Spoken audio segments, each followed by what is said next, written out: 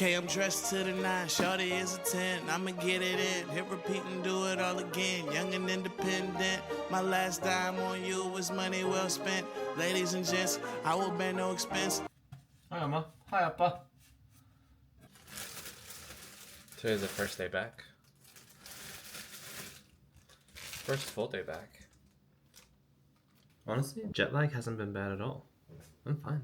I didn't even sleep. I didn't nap today. And it's good to be back. I got a couple of things in the works, but for now, it's time to eat. Banchan hot wings. We got spicy dumplings and kimchi fried rice. It is 4:50 and it's my first meal of the day. So I'll talk to you after this. After either this goes really well and I get very full and take a nap because of the food coma, or this all hurts my stomach. So I fell asleep on the couch after eating, and now it is 2:30 and I didn't film anything today. So I've been meaning to do a review. Maybe not review. Review's not the right word. I want to do a list of like cultural differences. Where are my glasses? Okay, so cultural differences in the UK plus Ireland, because Ireland is not in the UK. And it's not a good or bad thing. I got a mix of both, but something that we definitely noticed. Just as we're going about our day to day, things we noticed that were either good or bad or frustrating. And then just, I guess, one thing about the tattoo. I'm doing this.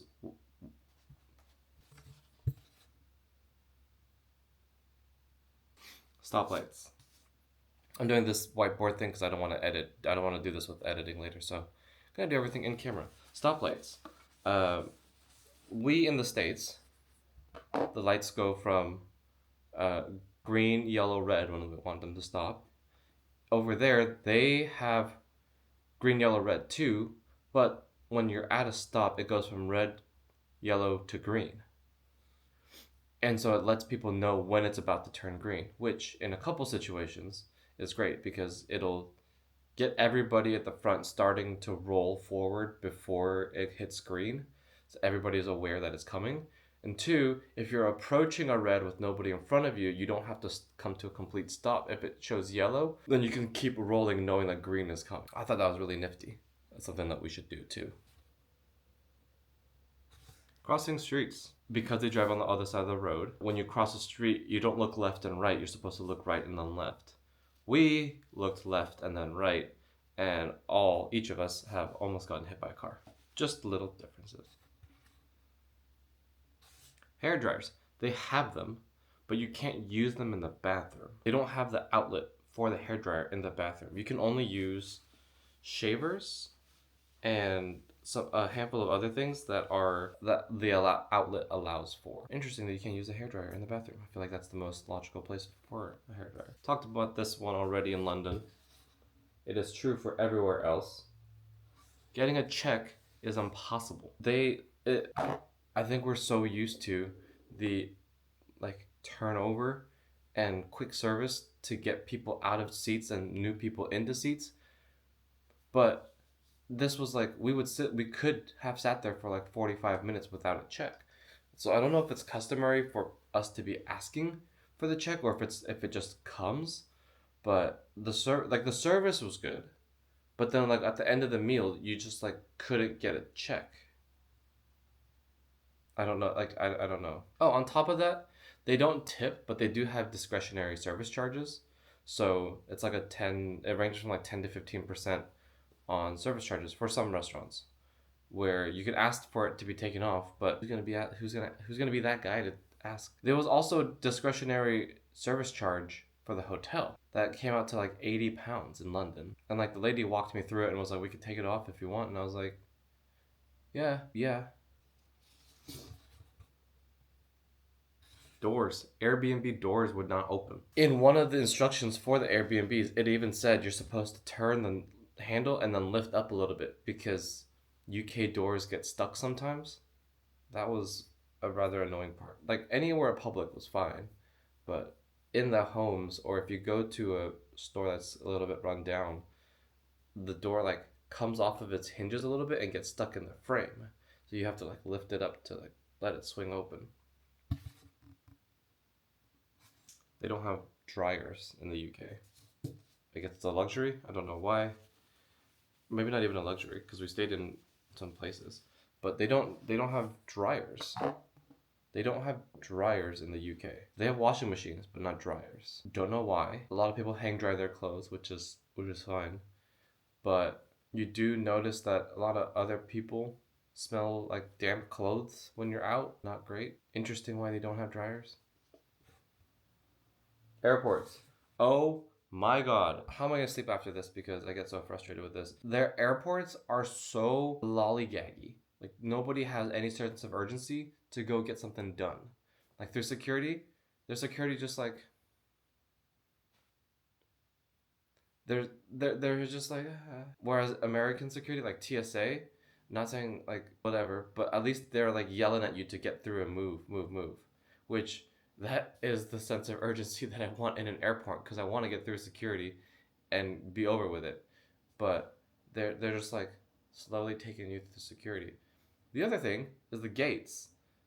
They don't show you what gate you're at until like 15 minutes before your flight. I don't get. And then on some airports, the boarding pass says that the gate closes. Let's say, for example, it says the gate closes at 8:15, but your gate isn't shown until 8:20. How does that make sense? I asked ChatGPT, and ChatGPT was like, "Yeah, sometimes it's weird." It doesn't help me. So, yeah, Heathrow the second time was fine for the gates because we figured out where we're going before the gate closes. But the first time at Heathrow going to Dublin, we didn't know what gate to be at. In Belfast, going to Edinburgh, didn't know until we had to ask somebody what gate. It was just very confusing. But we don't know what gate we're supposed to be at until after the gate closes. I guess some good things. Oh my god, I spelled that wrong. Is that how you spell it? Allergies. Everywhere we went, every restaurant we sat down at, can we get you water? Do you have any allergies? Before we even ordered, they asked, do you have any allergies we should know about? Allergies and dietary restrictions. I think it's a legal requirement because when we were in London, there was a sign about something about like, let us know it's the law, allergies or whatever. But it's something we noticed way before we noticed that sign at that restaurant, which was great because it made me feel like John could go and eat freely in London or anywhere in the UK. Everywhere asked very consistently about allergies. So that was really good. That was a good surprise. Audere este facere. That is a tattoo that I got. That is Latin for the Tottenham Hotspur's motto, to dare is to do. I felt like it was the right tattoo. I don't know. I had a vision for what I wanted it to be. I wanted it to be something like this. I ended up changing it to something like this. I went to the tattoo shop and was talking with Trey and kind of gave him that idea. He said the 6 lines on each side might be a little messy, too much happening and hard to tattoo. So I was like, yeah, you're right. So we ended up changing it. And I had design changes and ideas, and Trey told me those are good, those are bad. And we worked on it together, and ultimately we came up with what it is now.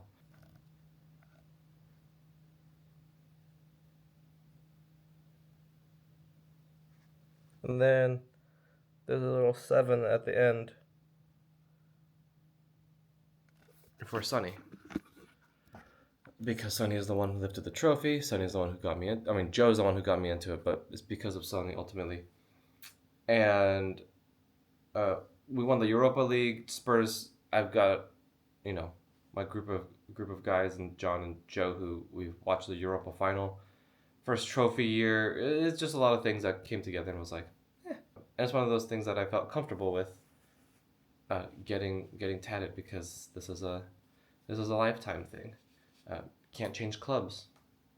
So yeah, I guess that's my like, I don't want to call it a review because overall the trip was great, and all of these things were mostly negative.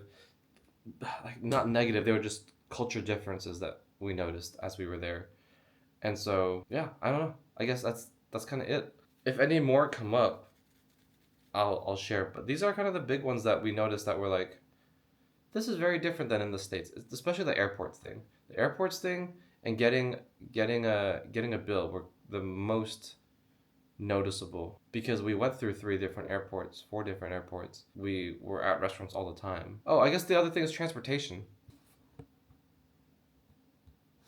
Public transport was freaking amazing. You're able to get anywhere, mostly anywhere, for a couple bucks.